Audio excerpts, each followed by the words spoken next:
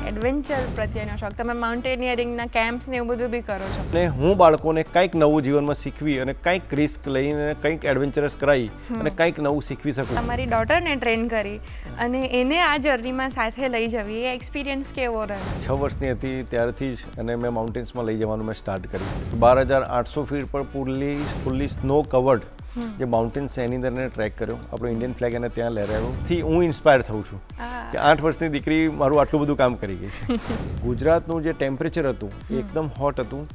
એ ટાઈમમાં મારી દીકરીને ત્યાં આગળ જમ્યા પછી અચાનક ચક્કર આવી ગયા કે જ્યાં સમુદ્ર હતા એ અત્યારે પૂરેપૂરા ડેઝર્ટ છે, ત્યાં એક ટીપું પણ બી પાણી નથી.